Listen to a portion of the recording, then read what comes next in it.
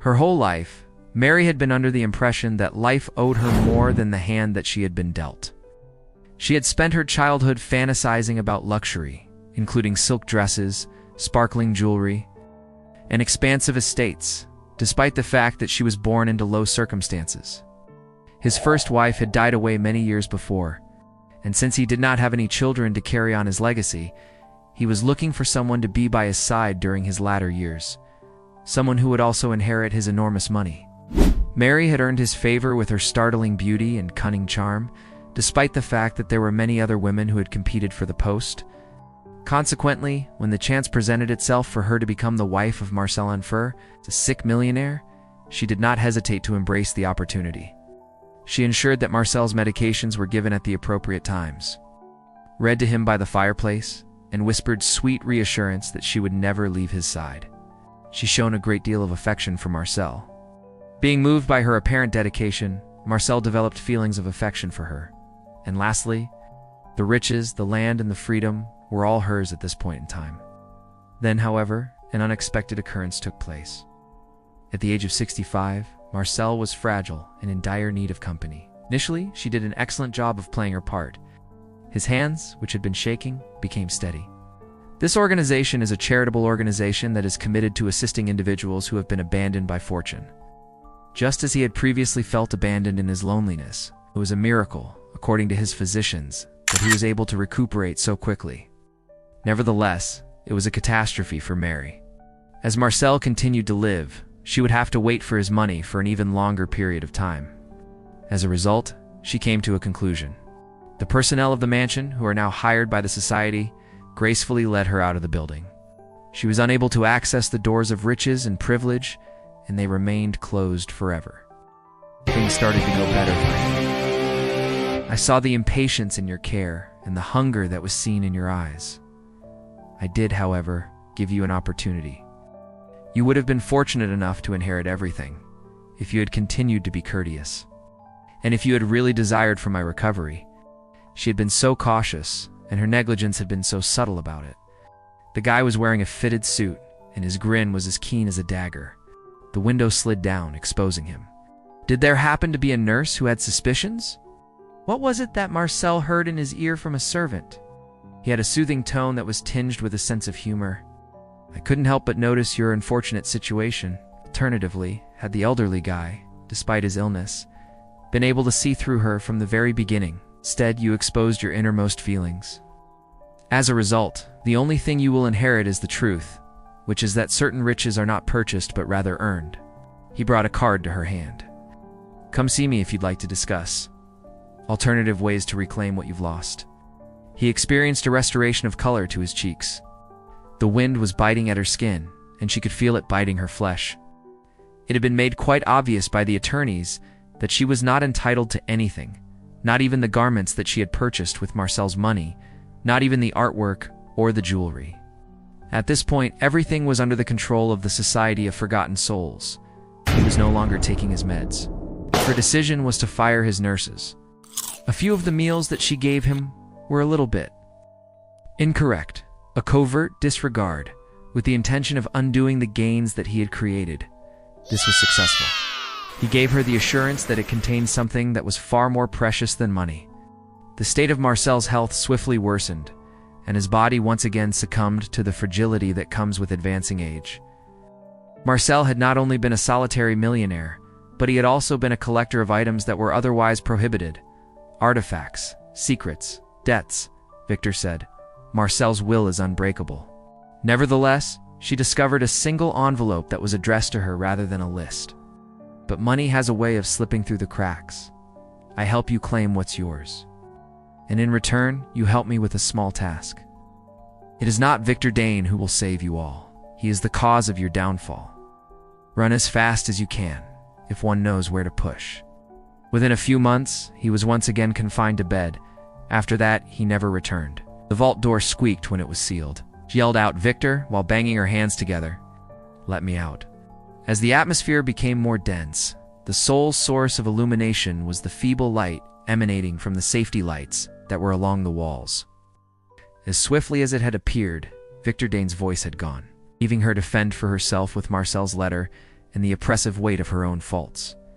Not from any of the speakers. Let us just state that Marcel wasn't the only affluent guy who had secrets. What about his company? This is not as noble as it may seem to be.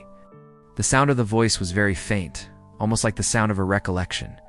Slowly, she turned her head, her eyes searching the darkness. Not only were the walls of the vault lined with gold and cash, but they were also lined with unusual items, such as ancient boxes, yellowed scrolls, and a mirror that was shrouded in black fabric. The vault was more than she had anticipated. While Mary stood over his lifeless body, she smiled triumphantly with her lips curled into a grin. However, the idea of going back to her previous life, where she would be destitute and humiliated, was intolerable to her. On the other hand, her triumph was shattered when the will was read. Nothing had been left for her by Marcel. There is not a single drop. As she raised the top, she felt the metal cutting into her flesh, and the temperature was far lower than it should have been. Rather than that, his money had been transferred in its entirety to a covert organization known as the Society of Forgotten Souls. The last surprise arrived at that moment. Marcel's weak handwriting was used to write a letter that was addressed to Mary. I am very sorry, Mary. The slippage of the material was just enough to expose a sliver of glass, and inside that glass was a reflection that was distinct from her own. She shouted, "Who's there?" While clenching the key closely to her body like a weapon, I had a premonition about who you were from the word go. It's not only Victor's soul that's at stake here at this moment. During the process of crumpling the letter, Mary's hands were shaking, and it was then that she became aware of the painful irony of the situation as she stood on the steps of the estate that she had once wished to someday possess. She had married a guy at the end of his life for his money. However, in the end, he was the one who decided to bury her hopes and goals. Mary was standing on the marble steps of Marcel's mansion when the huge doors behind her snapped shut. Her mind was racing. Where did he get his information? At precisely the moment that she was about to depart, a sleek black automobile came up next to her. Mrs. Anfer, or should I say Mary? Mary's eyes became more constricted. Who are you? It's a buddy, someone who is aware that life is seldom fair. Before she could provide a response, the automobile sped away, leaving her to cling to the black card with a single name stamped on it. It was Victor Dane. The deal made by the Devil Mary found herself at a darkly lit office the next day. A guy who was reputed to specialize in providing solutions to difficulties for those who were in a terrible situation. In the midst of swirling a glass of amber liquor, "What do you want?" Mary inquired about it. "A trade," he said. Mary exhibited some reluctance. She understood that bargains like these came with strings, or more accurately, chains. A kind of task, a grin appeared on Victor's face.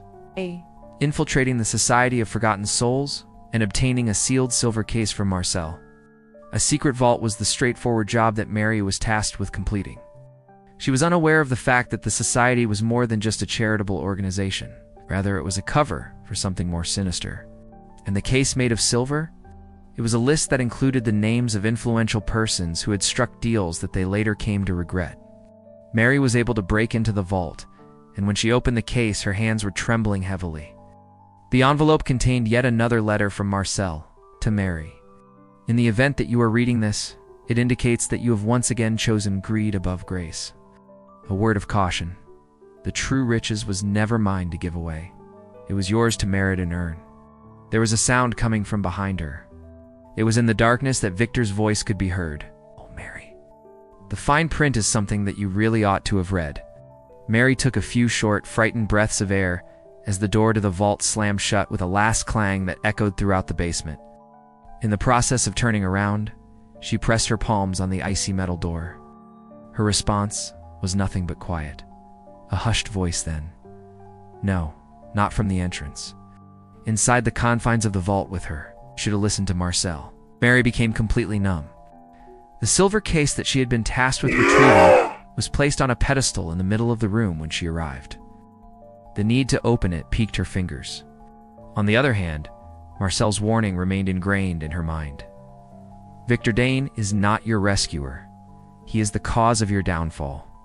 At the expense of her better judgment, Mary decided to tackle the situation. One item, a key, was found inside the box. In addition to being old and tarnished, it has a complex emblem carved into its bow, which is a snake that is wrapped around a rose.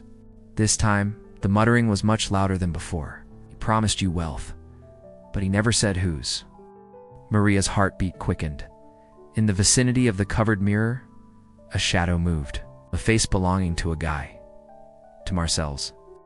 In spite of the fact that his lips were still, his voice filled the vault. Mary, the door may be opened with the key, but it's not the one you had in mind. An abrupt click reverberated throughout the whole vault. Just a little crack appeared in the door that was behind her. The voice of Victor slithered across the air.